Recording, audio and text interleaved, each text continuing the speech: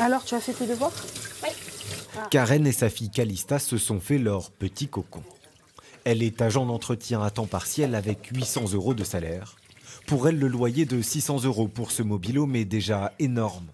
Alors les logements en dur, elle n'y pense même pas. C'est impossible. Tout ce qui est achat d'une villa et même d'un appartement, c'est énorme. On ne peut plus. De nos jours, on ne peut plus. En France, le délai d'attente pour obtenir un logement social est de 3 ans en moyenne. Et le Var ne fait pas exception. Alors elle ne compte pas là-dessus. Ce mobil-home est une planche de salut. C'est un renouveau, une renaissance. Voilà, une renaissance. Comme elle, ils sont plus de 100 000 à vivre au camping en France, selon plusieurs estimations. Dans ce parc, c'est le cas de la moitié des clients. Le nombre de demandes explose et les profils sont de plus en plus jeunes. D'abord, c'était que des retraités et après, ça a été des familles entières, avec des enfants. C'est récent, hein, ça remonte, on va dire, à 4-5 ans en arrière. Hein. Car sur ces mêmes années, le prix de l'immobilier s'est envolé. Ça, c'est joli. Bah oui, mais 700 000 €. André et Bénédicte ont cherché une maison pendant 2 ans, en vain. C'est bien, mais avec des prix inabordables, 800 000, 700 000 €. Tu prends un carton. Alors cette coiffeuse et cet ancien cheminot ont opté pour ce bungalow haut de gamme. Ils ont acheté le terrain plus le chalet. Total, 200 000 € tout de même.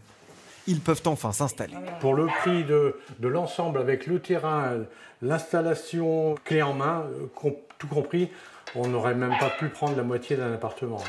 Mais que dit la loi à ce sujet? En réalité, il est interdit d'élire un camping comme domicile principal, sauf si ce dernier a le statut de parc résidentiel de loisirs. Alors dans la plupart des campings de tourisme, comme ici, les résidents à l'année sont priés de quitter les lieux une fois par an.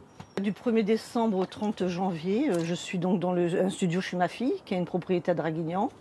Donc je vis là-bas pendant 2 mois et je m'occupe des petits. Et après, au 1er février, je réintègre le camping. Elle est pourtant propriétaire de ce mobil-home depuis 8 ans. Mais comme elle vit dans l'enceinte d'un camping, chaque année, elle est en quelque sorte mise à la porte. C'est vrai que c'est lourd à gérer. Parce qu'on a notre maison qui est là et on ne peut pas y accéder, on ne peut pas y vivre pendant 2 mois, quoi. C'est vraiment dommage de devoir s'en aller alors qu'on a un bien à soi qui est là. On ne peut pas y rester. Il n'y a pas d'autre moyen, on est obligé de partir. Et ce n'est pas la seule contrainte.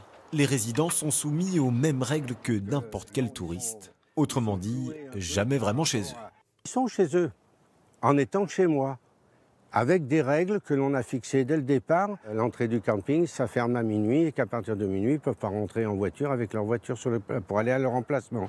Comme tous les touristes, ils sont assujettis à la taxe de séjour. La demande pour vivre en mobil-home s'accroît chaque année. Pourtant, le nombre d'emplacements dédiés, lui, se réduit, au profit de locations touristiques plus lucratives pour les propriétaires.